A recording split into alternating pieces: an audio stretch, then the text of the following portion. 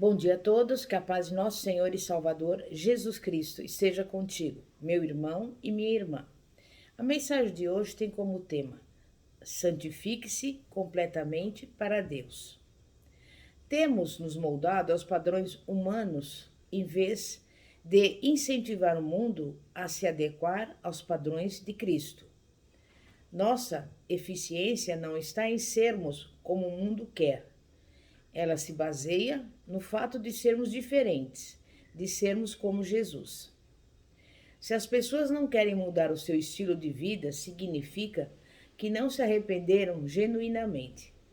E se não se arrependem, então não podem viver um verdadeiro avivamento. E qual a importância da santidade para você? Quanto da sua atenção e esforço você dedica para alcançar a santidade? Você se empenha para abrir mão de tudo que desagrada a Deus em sua vida com o intuito de ser santo? Sua prioridade, sua missão é tornar-se santo? Você está preocupado com a santidade do corpo de Cristo? Seu coração se entristece quanto aos cristãos que demonstram dificuldade em amar e perdoar?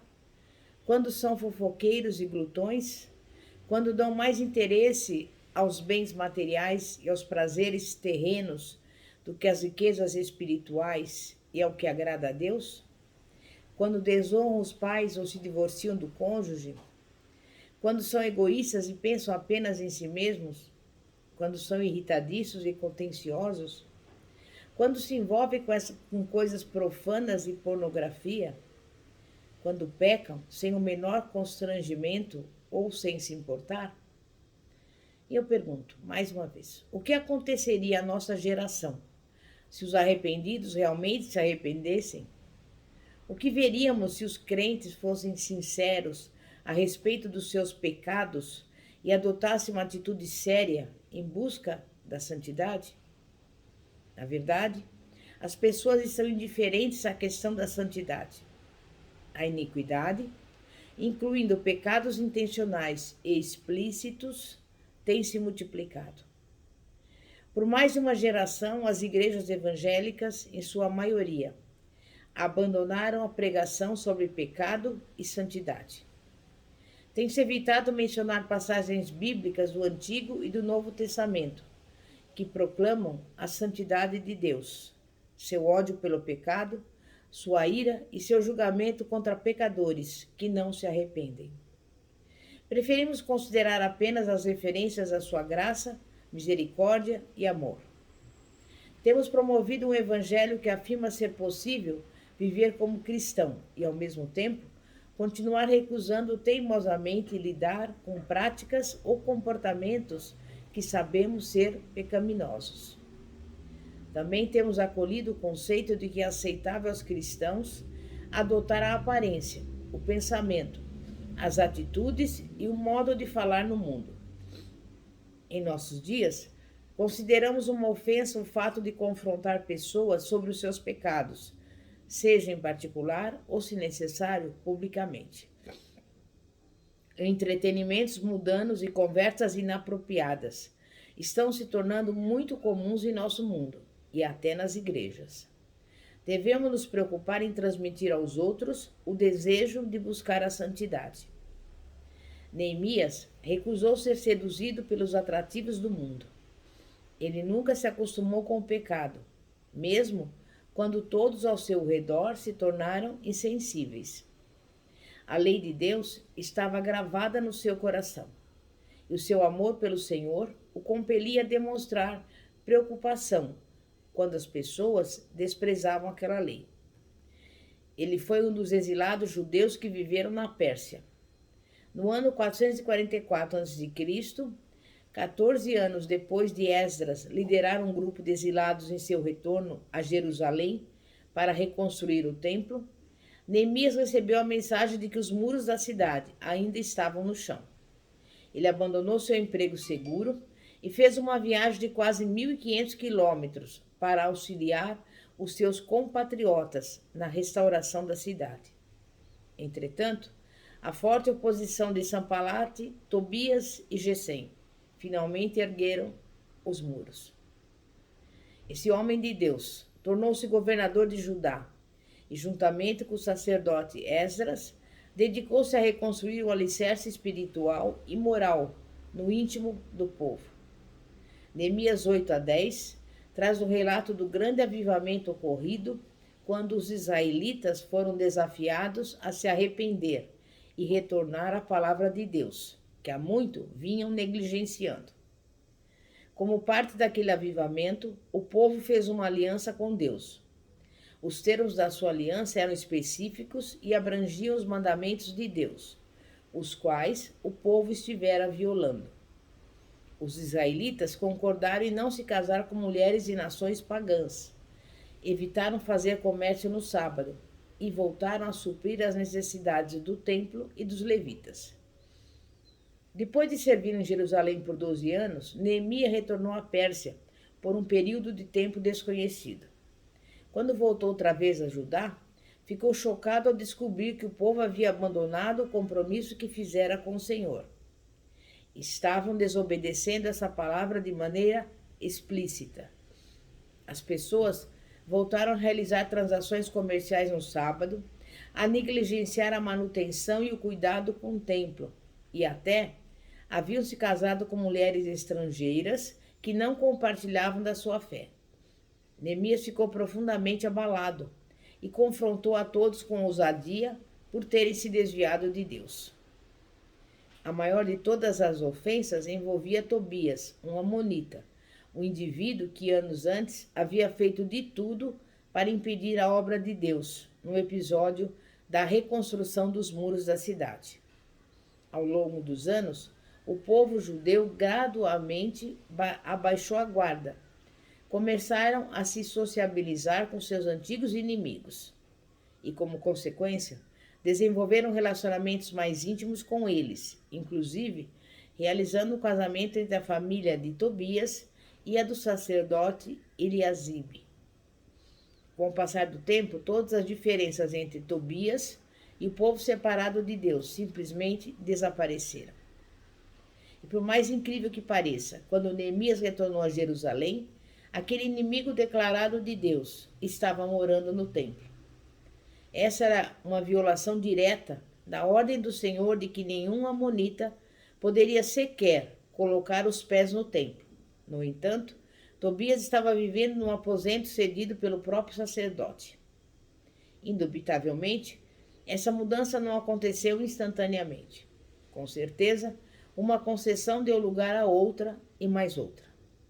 O sacerdote e o povo foram encontrando maneiras de justificar as suas atitudes. Passaram a exaltar o espírito de tolerância em vez do amor pela verdade.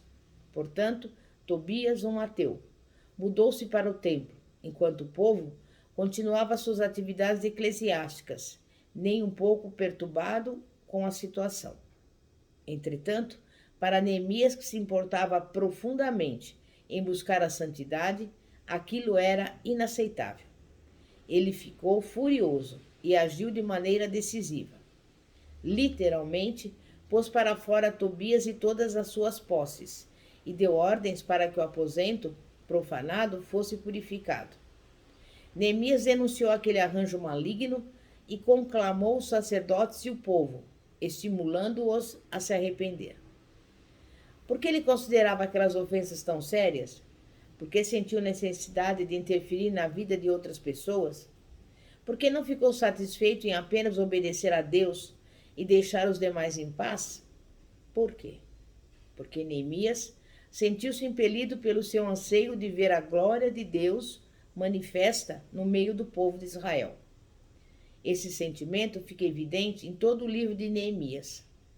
Podemos vê-lo na maneira como aquele servo de Deus adorava o Senhor e orava, nas escolhas profissionais que fez e nos sacrifícios pessoais a que se submeteu, em suas lágrimas enquanto pedia perdão em nome do seu povo, e em sua firmeza ao confrontar os inimigos do Senhor.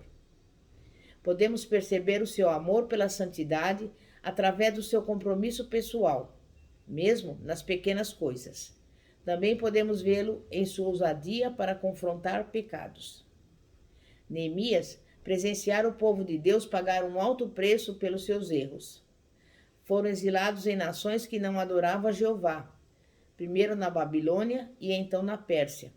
E ele também percebeu que através de arrependimento e obediência, assim que receberam licença para retornar a Jerusalém, o povo de Deus foi ricamente abençoado e desfrutou grande alegria. Ele não suportaria ver os seus companheiros perderem essas bênçãos, voltando a cometer os mesmos pecados que causaram o cativeiro. Seu anelo pela santidade fez com que pertencesse a uma minoria, mesmo entre os seus colegas líderes.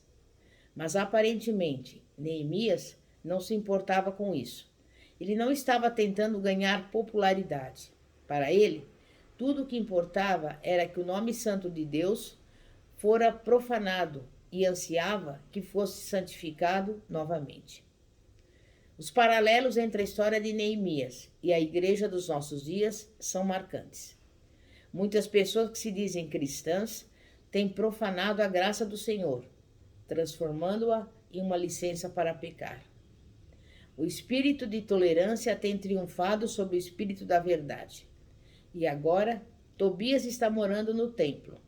Lascívia, avareza, materialismo, ira, egoísmo, orgulho, sensualidade, divórcio, engano, divertimentos impróprios, filosofias mundanas.